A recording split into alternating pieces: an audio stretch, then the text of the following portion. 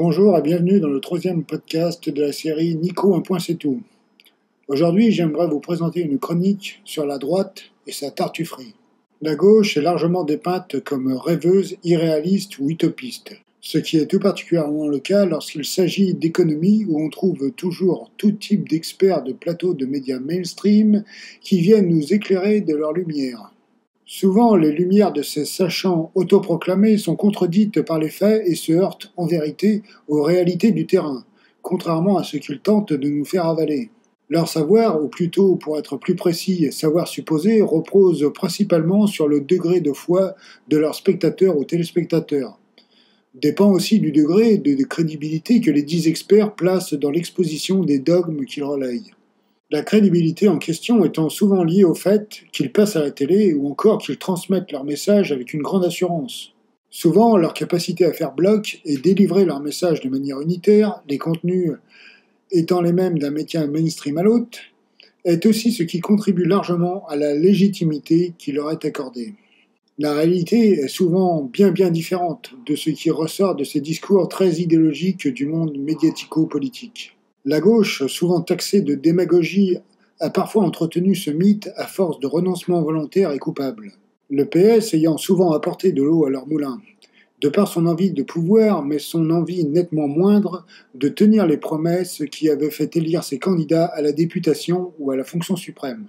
Tout cela, on ne peut que le déplorer, en fin de compte, alimentant un cercle vicieux, entretenant de toutes pièces le message mis en place par les élitocrates. Pourtant, si on doit faire un bilan lucide sur les promesses et les politiques effectivement menées par la gauche et la droite s'avère infiniment être davantage dans la tartufferie continuelle que la gauche. C'est ce que je vais m'atteler à vous démontrer au cours de ce podcast.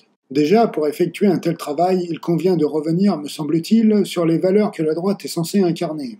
Celle-ci est habituellement associée à la sécurité, à la bonne gestion, à commencer par celle des deniers publics, ou encore à la réduction de la dette de l'État, à l'esprit d'initiative ou d'entreprise, et à la création d'emplois, ainsi qu'à la chasse aux assistés, comme ils appellent les plus précaires ou fragiles. Personnes qui, naturellement, selon eux, sont privées d'emploi par leur simple fait, par manque de volonté, avant toute autre chose. Sinon, la petite musique médiatique, et même parfois populaire, associe habituellement la droite à la préservation du territoire, ainsi que des coutumes, à la lutte contre l'immigration, en particulier depuis plusieurs années, ou encore à l'efficacité et une forme de contact avec le réel et les réalités, comme précédemment évoqué. Enfin, entre autres choses, on y reviendra. Faisons-nous un peu plaisir et commençons par exposer la tartufferie de la droite en parlant de gestion économique. Plus spécifiquement de la gestion des fonds publics, à l'aune de la réduction de la dette. La gauche, souvent accusée par la droite de dépenses superflues et sanctuaires, n'a rien à lui envier de ce que l'histoire nous apprend. On sait que certains feront preuve d'une mauvaise foi absolue et chercheront à ne pas placer la Macronie à droite, bien que le ministre de l'économie soit issu de ses rangs. Certains passeront encore leur temps à invoquer une présumée aile gauche de la Macronie que beaucoup d'entre nous ne parviendront jamais à ne serait-ce qu'entreapercevoir. La Macronie étant ni de gauche ni de gauche. En tout cas, ces considérations mises à part, la présence de la droite au poste clé et souvent dans les ministères les plus importants et cotés s'avère tout à fait parlant. Dès lors, il est véritablement savoureux de se faire dispenser des cours d'économie et d'administration du pays par Bruno Le Maire, personnage dont le bilan parle de lui-même. Plus de 1000 milliards de dettes sous sa direction, creusement de la dette résolument jamais vu, définitivement jamais égalé, heureusement dirons-nous. La dinguerie, pour reprendre un vocabulaire cher aux jeunes, étant qu'il persiste à dépeindre le programme du nouveau Front populaire comme dangereux, en plus d'irréalisable. Qu'importe que celui-ci soit soutenu ou même plébiscité par des économistes parmi les plus talentueux et reconnus, jusqu'à Esther Duflo, désignée prix Nobel d'économie, rien que ça. En somme, c'est quelque part un peu comme si le cancre de la classe cherchait à offrir ses services pour donner des cours aux meilleurs élèves. La clownerie ne s'arrête pas là, bien évidemment. Il y a même encore plus hilarant en stock. Car, que dire de ces sketchs auxquels on assiste quasi systématiquement désormais, au sortir de chaque élection avec le candidat sortant de la droite dite républicaine. Candidat se livrant à une quête ou chasse aux dons. Sarkoton, Pécreston.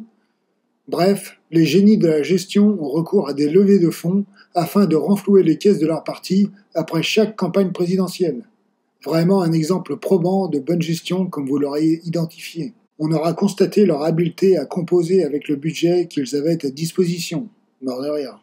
Peu importe, ceux-ci, loin d'être décontenancés, martèlent les projets pseudo-pharaoniques et ruinés de la gauche et insistent sur leurs incroyables compétences en termes de gestion, économie en tête. On a tous à l'esprit les affaires récentes du financement libyen, les casseroles à droite étant loin d'être un phénomène isolé.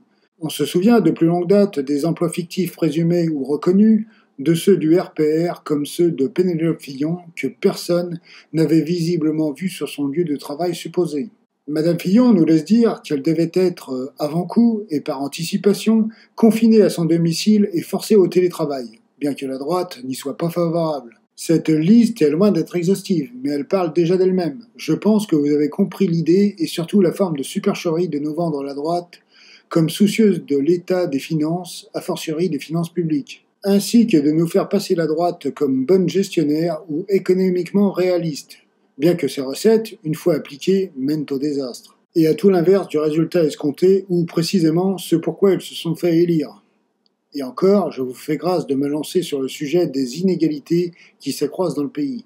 En outre, comment pourrait-il en être autrement, alors que la droite s'affaire à dépecer l'État de certaines de ses sources de financement, non seulement en exonérant les entreprises, mais aussi en accordant tout type de réduction de charges, autrement dit de cotisations, ou encore en attribuant des subventions sans contrepartie qui finissent, en bout de course, dans les poches des actionnaires. Aussi en distribuant, là encore, sans fléchage cohérent, des allègements d'impôts aux particuliers les plus fortunés comme aux grandes entreprises. Personne et entité économique dont l'absence de vertu semble ne plus être approuvée.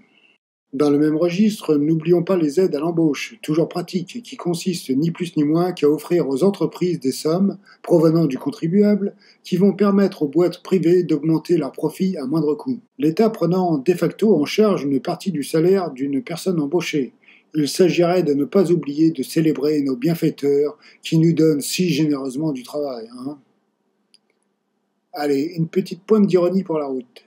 Évidemment, on ne s'attardera pas sur les plus de 100 milliards d'évasion fiscale, souvent nommée optimisation, qui nous rappelle la clémence assumée, voire revendiquée, dont bénéficient les plus aisés, à contrario des classes moyennes qui portent tout l'effort sur leur dos, ou des pauvres que celles-ci continuent à tondre, sans augmenter les impôts, affirme-t-il, mais en ayant recours à des augmentations de TVA, impôt le plus injuste pourtant, car basé sur la consommation réelle. Pour moi, c'est un écho hallucinant à ce qui a donné la situation grecque. J'avais à l'époque appris avec effroi que les armateurs, donc parmi les plus riches du pays, ne payaient pas d'impôts. Toujours sous couvert de ne pas faire fuir les plus riches, évidemment. La rhétorique habituelle, quoi. Très évocateur de comment l'État renonce à la justice alors que d'autres ne renoncent carrément pas à devenir toujours plus riches et détenir toujours plus de biens et de pouvoir. Comme disait alors Warren Buffett, la guerre des classes existe. Elle est menée par sa classe et c'est elle qui l'a gagnée. En tout cas, voilà qui finit de tordre le cou de certaines idées reçues, comme celle du ruissellement. Ruissellement qui a montré ne pas exister, du moins du haut vers le bas. Dans le sens inverse, le constat est tout autre. D'où l'appauvrissement du plus grand nombre en parallèle de celui de l'État. Au profit des mieux lotis, nul n'est besoin de le rajouter. La droite patriote. Débutons cette partie avec un petit rappel. La France insoumise n'est pas pour le droit d'installation, elle n'est pas no border. Elle est davantage pour traiter les causes des départs non souhaités des gens de leur pays d'origine. Elle est pour un accueil digne, définitivement pas pour abolir les visas, puisqu'en faveur d'organiser la société pour accueillir dignement les gens qui partent de chez eux et arrivent en France. Elle souhaite aussi légitimement régulariser les travailleurs sans papier pour mettre fin à leur exploitation par les capitalistes du camp d'en face, voire les chapitres de l'avenir en commun. Pour ce qui est de la droite, j'y reviendrai ultérieurement, elle est dans une posture qui tient de la tartufferie de haut vol. Il est communément véhiculé que la droite serait patriote, alors que la gauche serait immigrationniste, voire sans frontiériste. En voilà une belle manipulation des faits, surtout du point de vue historique. La droite étant du côté du roi pendant la période de la Révolution. Celui-là même qui avait cherché à se coaliser avec les pays environnants pour plier la contestation populaire contre son propre pays. Aussi, d'autres chapitres de l'histoire nous montrent que la gauche, au travers de ses différentes composantes, a organisé la résistance contre l'invasion extérieure, à l'instar de ce qui s'est produit avec les cheminots, dont un large éventail était communiste, pendant la période de l'occupation nazie. L'histoire regorge de contre-exemples, montrant le peu de patriotisme de la droite et que la gauche est bien mieux, en l'espèce, que la manière dont on la décrit. D'ailleurs, ce n'est pas pour rien que la droite a dû faire avec les communistes dans le premier gouvernement de la France libérée. qu'elle a dû faire des concessions, notamment sur le plan social, certains ayant collaboré alors que les autres résistaient. Le but n'est pas de faire une présentation exhaustive, plutôt de rappeler que les éléments de langage simplistes de la droite se fracassent sur le mur de la réalité. En outre, si on se penche sur l'aspect économique, là encore il y a une dichotomie évidente. Des happenings récents en sont la parfaite illustration. Comment ne pas penser à ces privatisations rampantes initiées par la droite, dont bon nombre ont concrètement abouti à transférer des choses vers les mains du privé, ou encore vers des structures aux personnalités étrangères. Un des exemples les plus criants et emblématiques est l'acquisition du PSG par les Qataris, dans laquelle Nicolas Sarkozy a joué un rôle actif, de ce qu'il a été dit. La déclaration récente de l'économiste libéral Jean-Marc Daniel synthétise très bien la cession de bouts de patrimoine aux plus offrants. La sorte de vente à la découpe du pays opérée par la droite, dont la vente d'Alstom avait été un vrai symbole, par exemple. Cet économiste, pilier des médias MS, considère qu'on a atteint une situation critique. Pour lui, ce qui est discutable, je trouve, si la dette de l'État détenue par des investisseurs d'autres pays n'est pas un problème, c'est une toute autre histoire concernant les usines. Il s'en inquiète, sous-tend qu'on est sur une pente savonneuse. Il s'agirait aussi de se remémorer le rôle instrumental joué par la droite dans la création de la dette, dont une partie conséquente est aux mains d'investisseurs étrangers. C'est elle qui avait opté pour mettre à bas le système précédent, qui faisait que la dette était l'affaire de la Banque centrale. Il avait d'ailleurs été calculé que si le système en question n'avait pas été changé par la droite, la dette publique serait de 17% de ce qu'elle constitue aujourd'hui. Ils sont donc, de fait, à la base de cette inflation vers des proportions catastrophiques à leurs yeux. Les conseilleurs ne sont pas les payeurs, comme le mentionne à juste titre le dicton populaire. Voilà pour faire une démonstration sommaire des faux-semblants de la droite en termes de compétences économiques. Ne cherchant pas à générer un contenu digne d'un live de Denis Arras en termes de longueur, vous comprendrez qu'en dépit d'une volonté de grandement étayer mes propos, je ne vous propose pas tous les exemples possibles et imaginables, que je me contente d'une sélection, avec ce que cela peut avoir d'arbitraire. Parlons désormais d'immigration, immigration de laquelle je vous ai touché un mot un peu en amont, en rappelant la position de la France insoumise et de la gauche plus globalement. On entend les dirigeants de droite et d'extrême droite vitupérer sur le sujet à longueur de temps, et plateau après plateau. Ils nous expliquent quel désastre c'est pour la France et comment le pays serait en proie à une submersion. Submersion, cause de tous les maux dans leur bouche. Pourtant, plus qu'un décalage entre les paroles et les actes, c'est une bonne dose de mensonges auxquels nous sommes confrontés sur ce point. Les droites étant prises dans leurs contradictions, ne sachant où mettre le curseur de leurs priorités. Dénoncer les méfaits de l'immigration, soutenir capitalisme et libéralisme, et qui plus est, agir en faveur des possédants et des grosses entreprises, tient de la farce à peine dissimulée. À un moment, il faut dire les choses telles qu'elles sont. La société tout entière bénéficie de l'immigration dans l'exécution de tâches utiles à tous. Pour autant, si la gauche reconnaît l'utilité des immigrés, ce ne sont pas les dirigeants de gauche qui demandent à exploiter de pauvres gens en exil et dans les pires difficultés, ni même qui les font monter dans des bateaux de fortune au péril de leur vie. Le patronat, comme l'Italie avec son histoire récente nous le rappelle, réclame de l'immigration afin d'augmenter les marges, faire baisser le coût du travail et autres. Bref, rien de philanthropique dans leur démarche, plutôt un cynisme à peine dissimulé, sur l'autel de la compétitivité et de l'actionnaire roi.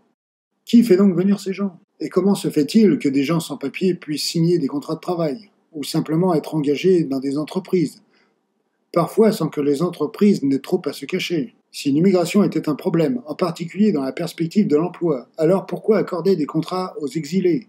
Ou encore permettre aux entreprises de leur donner des jobs au nez à la barbe de tous?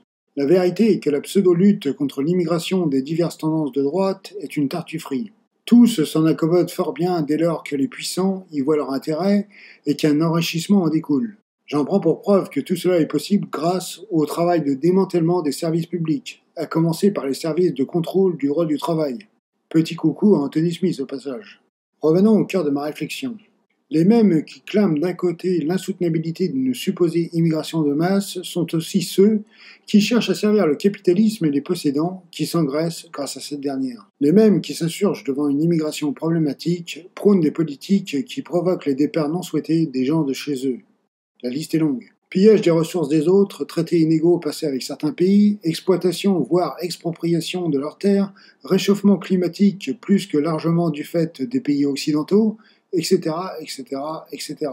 Sans oublier les guerres dont nous sommes, en France, et plus globalement en Europe, partie prenante et qui génère des flux de migration. On peut aussi faire référence à la France-Afrique, une valeur sûre concernant les causes des départs, et à laquelle la droite n'a aucunement envie de mettre fin. Comment, par ailleurs, trouver cobalt et uranium pour le nucléaire, auquel ils sont tant attachés, sans la contribution forcée de certains pays africains? Pour le reste, on est toujours dans la tartufferie de compétition. L'immigration de masse n'est qu'un fantasme. Elle représente 0,04% chaque année. Et il s'agirait de ne pas mettre la tête dans le sable, ou de produire des discours hors sol. Le plus clair des mouvements migratoires s'effectue de pays du Sud à pays du Sud, souvent vers les pays limitrophes qui plus est.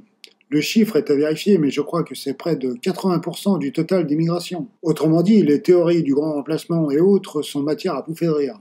Dans la même veine, l'immigration coûterait extrêmement cher, selon les dirigeants des droites dures, de la Macronie à la Le Peni. Pourtant, les diverses études réalisées nous prouvent le contraire. En effet, dans le meilleur des cas, le solde lié à l'immigration se trouve être excédentaire. Dans le pire, le solde serait neutre. Dans l'un comme l'autre de ces deux cas de figure, on voit les menteurs en chef à la baguette, et la propagande poindre le bout de son appendice nasal. On ne peut que constater comment cette question est instrumentalisée. La tartufferie s'affiche en grand jour dans le double standard d'une immigration néfaste et définitivement pas souhaitée, selon eux, et les bienfaits économiques pour les plus aisés. Les personnes venues sur le territoire générant des profits pour leur compte.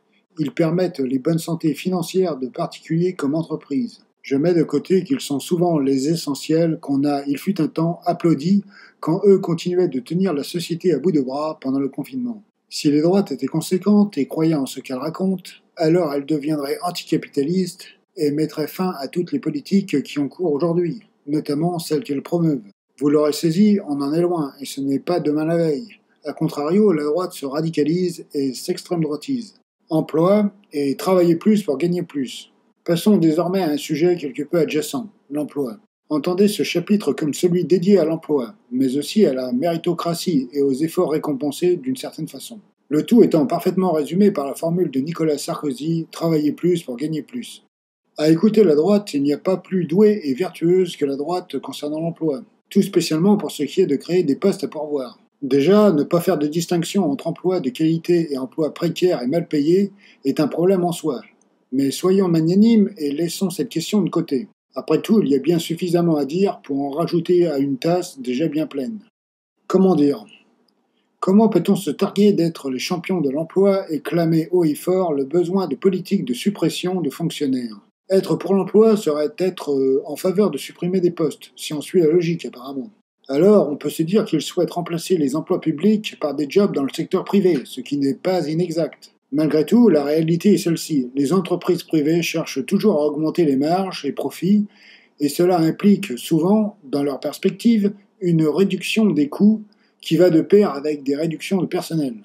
On a tous constaté comment le monde du travail fonctionne de plus en plus. Cadence toujours accrue, pression de tous les instants et chasse au moment de pause ou de réflexion dans le planning, non-remplacement des effectifs qui partent en retraite ou sont licenciés, et le boulot des concernés redispatchés aux survivants du management toxique de notre ère. Survivants qui croulent sous des tâches aussi diverses que nombreuses, parfois impliquant que les salariés aient plusieurs casquettes, soient à cheval entre plusieurs carrières. Petit développement en parallèle, on voit bien là le fonctionnement des néolibéraux.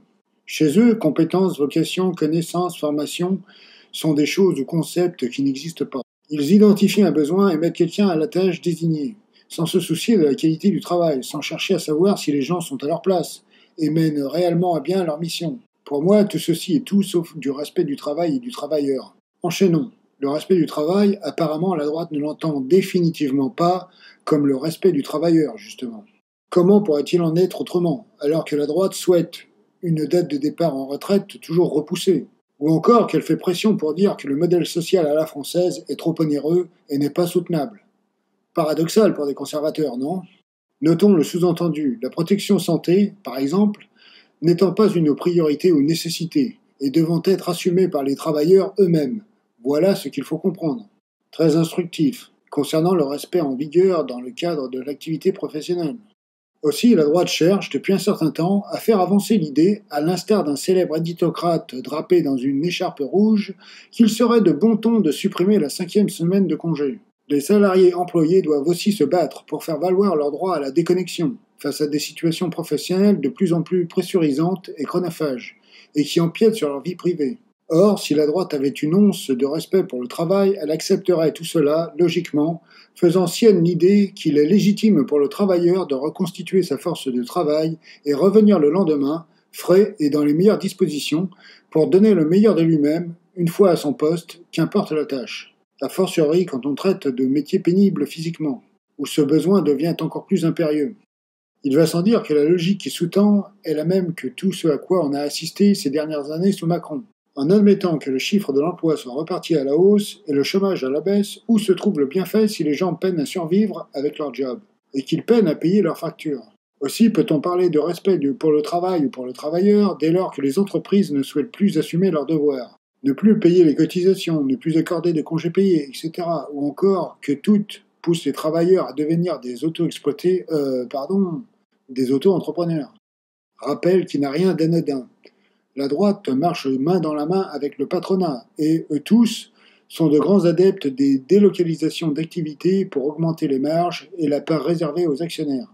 Il faudra qu'on m'explique comment la droite se montre en phase avec ces idées présumées. Comment elle crée des emplois quand on associe cette logique avec l'utilisation toujours plus généralisée de travailleurs détachés. Autant dire que la droite apparaît comme une vaste blague sur les sujets de l'immigration et du travail. Parler avec insistance d'assistanat ou d'assister n'en fait pas une réalité, bien au contraire. À part, sans doute, dans l'esprit moutonnier des journalistes de cour. Le contexte qu'impose la droite, enchevée avec le patronat, est un contexte hautement concurrentiel, où de plus en plus de personnes doivent se partager un nombre d'emplois en berne. Affronter une situation de pénurie est le lot de tous. Un contexte où tout le monde est en concurrence avec tout le monde tout le temps. Les joies du libéralisme, comme dirait l'autre. Chapitre sécurité. Tout d'abord, je tiens à mettre en avant la différence fondamentale de point de vue entre droite et gauche. La droite adoptant le prisme sécuritaire, avec pour conséquence une focalisation sur la petite délinquance. On pourra dire la délinquance tout court, mais il n'en est rien. Celle à col blanc lui pose nettement moins de problèmes, comme les entailles au droit du travail et autres fraudes de ce type. On est donc sur une lutte ciblée et de la géométrie variable. C'est en soi une belle tartufferie. À gauche, il est question de sûreté, en réalité. La chose principale opposant ces deux notions étant que la gauche a en tête les paramètres sociaux et les intègre dans son logiciel et dans son discours. Elle garde à l'esprit la protection que recherche la population. La sûreté fait écho à la protection contre les abus dans bien des domaines, ainsi qu'aux besoins de couverture médicale. À droite, on ne s'en soucie guère, comme en témoigne leur volonté de tailler la part du lion aux assurances privées et la volonté de supprimer les cotisations patronales. On est donc dans des visions diamétralement opposées du départ. Pour la partie de l'échiquier la plus à droite, ce qui prédomine, c'est le répressif, la volonté de sanctionner, notamment par le système carcéral. Alors qu'à gauche, ce qui est important, c'est d'éviter la récidive et la réparation des dommages subis par les victimes. Il me semble qu'il était difficile d'entamer cette partie sans faire le point sur les décalages idéologiques et en termes de perception, qui se reflètent par la sémantique. La perception de droite est à mettre en miroir avec le respect des forces de l'ordre, comme ils aiment l'appeler. Même quitte à considérer les choses sous son angle de prédilection, la droite n'en est pas plus crédible.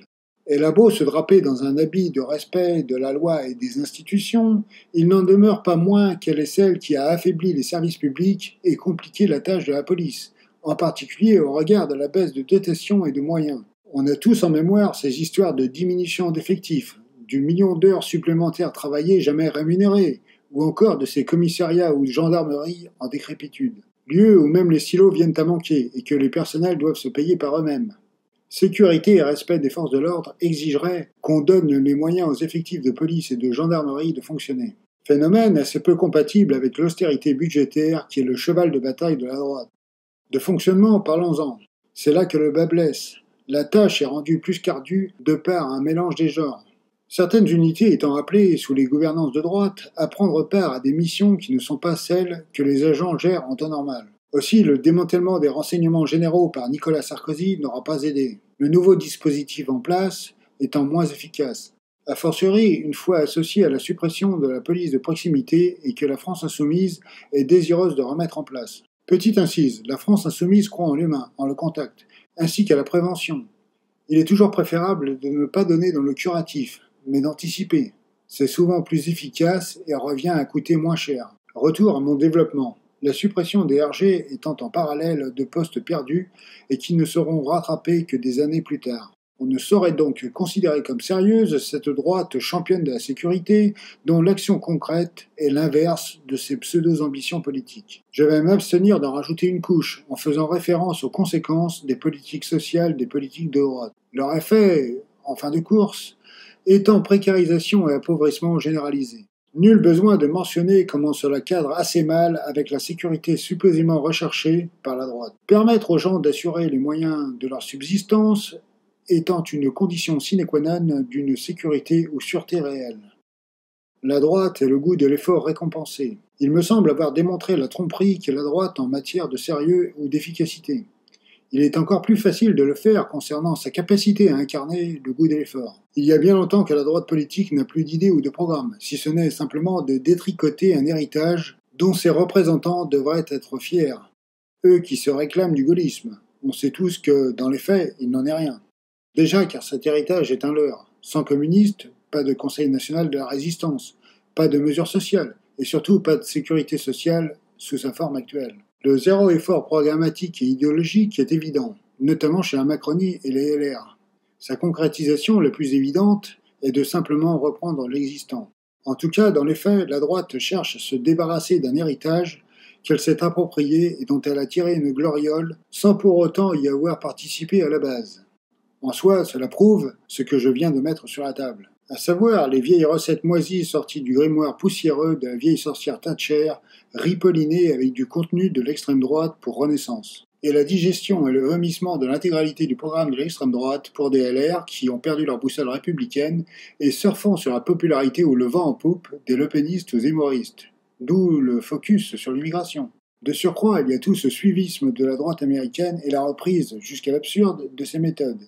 Wokisme, théorie du grand remplacement, concept de guerre de civilisation théorisé par Samuel Huntington, technique et stratégie de décrédibilisation voulue de la gauche, tout est pompé sur ce qui se passe outre-Atlantique. Ces bêlements en cadence montrent bien que, de longue date, la droite n'innove plus, n'invente plus rien. En ce sens, elle nous rappelle son inclinaison au socle conservateur. Sa seule vraie force étant de continuer à s'appuyer sur un système médiatique encore très puissant. Le matraquage des chaînes d'information en continu et la propagande qu'elles génèrent, les aidant à enfoncer les idées dans l'esprit du plus grand nombre, à moindre frais en termes d'efforts. Dans la même veine, revenons sur le travailler plus pour gagner plus. Cela n'existe tout simplement pas, c'est une fable. Déjà car ce n'est pas l'employé qui détermine les heures de travail qu'il effectue et la rémunération qu'il perçoit, voire le budget de son entreprise, comme le martelait Jean-Luc Mélenchon en configuration front de gauche, il y a plusieurs années. Son raisonnement est aussi réaliste que cohérent. Comment le contredire ? Les petites entreprises, pour ne prendre que leur exemple, ne sont pas toujours en mesure de rémunérer les heures supplémentaires, faute de moyens. Également, faute de parvenir à facturer l'ensemble des heures aux plus grosses boîtes dont elles sont souvent les satellites. Pour les plus grosses, on sait tous qu'en parallèle de la réduction du nombre des inspecteurs du travail, on a souvent des entreprises qui trouvent des moyens de contraindre ses employés à effectuer des heures gratuites sous couvert d'objectifs, de deadline ou encore de compétitivité et de concurrence à dépasser. Le tout en invoquant le professionnalisme de ses employés et en faisant appel à leur envie de bien faire leur travail. Qui pourrait nier qu'il y a un appauvrissement généralisé des travailleurs et un affaissement des salaires actuellement ? S'il y avait vraiment moyen d'augmenter les durées de travail, alors pourquoi ne pas distribuer celui-ci à l'ensemble des personnes désireuses d'exercer une activité professionnelle et dont une portion conséquente de la population est privée ? Aussi, si la droite était au clair avec cette idéologie de l'effort récompensé, elle devrait être en faveur de l'augmentation du SMIC et des salaires. Surtout dans un contexte où on sait que bon nombre de nos géants nationaux se portent tout à fait bien et distribuent des dividendes records. Versements aux actionnaires témoignant de leur bonne santé économique et financière. Enfin, venons-en à la quintessence de la tartufferie de la droite. Soutenir le goût de l'effort dans les paroles et dans les actes, dérouler le tapis rouge aux rentiers de tout poil, actionnaires en tête, voilà une plaisanterie qui donne envie de se gondoler comme un Vénitien. La droite s'attache de longue date à faire en sorte que les dividendes augmentent et que les possesseurs d'actions ne soient pas logés à la même enseigne que le travailleur lambda en termes d'imposition. Situation qui a atteint son paroxysme sous Macron. Dans leur idéologie, c'est le patrimoine qui est valorisé et c'est en cela qu'ils travaillent pour les puissants. Si l'esprit d'initiative ou encore le goût de l'effort était leur matrice, alors on devrait se trouver dans une logique tout à fait opposée. Les rentiers devraient être moins bien lotis que les autres. L'accent devrait davantage être mis sur le fait que les gens puissent vivre dignement de leur travail, qu'ils puissent bien vivre. Il ne devrait pas y avoir de personnes avec un travail à temps plein qui doivent compter après la virgule, jour après jour. Il ne devrait pas y avoir de gens dans le rouge dès le 10 du mois. Les petites boîtes toucheraient le plus gros des subventions. Aujourd'hui, il est prouvé que c'est tout l'inverse de ce à quoi on assiste. Les sommes du CICE en attestent à merveille. La gauche n'a pas le monopole du cœur. Pour finir, je souhaite évoquer cette formule souvent reprise à satiété par la droite. Si on peut considérer que ce n'est pas forcément usurpé de déclarer cela, il faut reconnaître que la formule est pas mal empreinte de tartufferie. On peut volontiers s'accorder sur le fait que des gens de droite conservent tout de même une forme de fibre sociale. Vient à l'esprit une droite républicaine ou encore catholique qui a intégré les principes de sa foi et qui ne verse pas dans le capitalisme dérégulé, fait de compétition incessante et de pauvres qui n'ont que ce qu'ils méritent. Oui, mais voilà, sortis d'un petit nombre de gens de droite, économiquement, mais qui gardent un intérêt pour leur prochain, la droite ne brille pas par sa bienveillance et son empathie pour autrui. Les pauvres, les immigrés, des minorités étant souvent pointés du doigt dans les discours de la classe politique de ce côté de l'échiquier. Ils et elles seraient la cause des maux de toute la société, ce qui est déjà une telle problématique. Avoir du cœur n'est pas quelque chose censé se limiter à un groupe défini, recouvrant tous les critères d'entrée au club des acceptables, et pour lesquels il sera légitime de s'émouvoir. Ensuite, désolé d'y revenir, mais cette idée que la gauche ne serait pas la seule à avoir du cœur est battue en brèche par le fait que la droite soutient des personnes ou entités tout de même assez peu philanthropes et dont l'empathie n'est pas la qualité première. Cet attachement au système économique actuel est un consentement à l'exclusion. La fameuse armée de réserve de Karl Marx ne tient pas d'une lubie, mais bien d'une réalité du fonctionnement du capitalisme, en particulier dans sa version actuelle. Le néolibéralisme amplifiant bien des aspects négatifs du capitalisme. Cette réalité colle assez peu avec la notion d'une droite se signalant par sa bonté et sa grandeur d'âme. La droite est forte des divisions qu'elle suscite dans la population.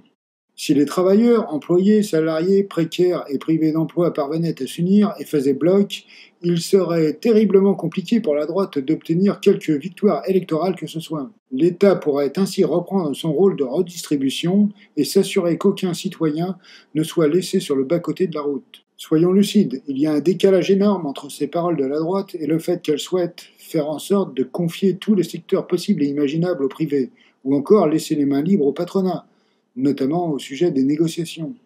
Tout le monde sait que le rapport de force est inégal entre patron et employé, du fait du lien de subordination existant. Ce qui empire la situation, c'est la dérégulation voulue par la droite et qu'elle a imposée à tous, une fois aux manettes. Ce phénomène creusant encore le fossé entre les Français et les différentes classes sociales. On a tous compris comment les possédants et les puissants sont parvenus à se soustraire à leurs responsabilités en s'acquittant de leur obligation supposée de prendre leur place dans la société à travers le refus de payer l'impôt. Bien que la droite nous exprime ô combien la gauche ne serait pas la seule à avoir du cœur, la droite, elle, a intériorisé et avalisé la sécession des plus fortunés, voire les a assistés dans leur initiative de bande à part. Des Miotti, parlons-en. La lecture des travaux de Monique et Michel Pinson-Charlot est édifiante. On y découvre, pour ceux qui ne l'avaient pas saisi, comment les riches se livrent à des séances d'auto-célébration appelées œuvres de charité. Riches se livrant à une sorte de parade digne d'un exercice d'autopromotion combiné à un nettoyage de conscience en lâchant des miettes selon leur bon vouloir. Rien d'une action désintéressée et bienveillante donc. Désolé, autrement dit, on n'a pas la même idée de ce qu'avoir du cœur signifie. Aussi, pour que la droite clame sa grande générosité, il faudrait qu'elle commence par ne pas partir du principe que les travailleurs n'ont jamais assez donné d'eux-mêmes, qu'il serait préférable de repousser l'âge de départ en retraite et d'augmenter le nombre d'annuités requises pour enfin pouvoir jouir d'un repos plus que mérité. Elle devrait aussi afficher la volonté d'une répartition des fruits de la production nettement plus équitable. Il n'en est rien. Que certains employés gagnent à peine de quoi avoir un toit sur la tête ou quelque chose à manger dans leur assiette, étant quelque chose que les politiques de droite ont plus que démocratisé. Les travailleurs pauvres ont sans doute été un des bienfaits du modèle allemand. Ironie quand tu le tiens. À l'international, ce n'est pas beaucoup plus reluisant ou réjouissant. Nombreux ont été les moyens d'exploiter leurs prochains, population auxquelles on refuse le droit de vivre sur notre territoire et d'essayer de s'offrir une vie moins dure. La droite peut s'offusquer de l'image qu'elle renvoie. Elle ferait mieux de ne pas s'adonner à des pratiques égoïstes et individualistes et ne pas laisser les gens livrés à eux-mêmes. On pourra ainsi lui accorder du crédit côté cœur. Voilà, ce sera mon mot de conclusion. Je vous propose de clore ici ce podcast. Bien d'autres idées et exemples auraient pu être convoqués. Je pense toutefois vous avoir proposé suffisamment de matière, et j'espère vous avoir donné à réfléchir sur le sujet, ou avoir contribué à vous fournir des billes pour contrecarrer le discours idéologique de nos adversaires. S'il vous plaît, n'oubliez pas de liker, de vous abonner à la chaîne et d'activer les notifications. Pour ma part, je vous donne rendez-vous bientôt avec un nouvel épisode de Nico, un point c'est tout. Merci de votre attention. N'oubliez pas, on est la France insoumise. On est la France insoumise.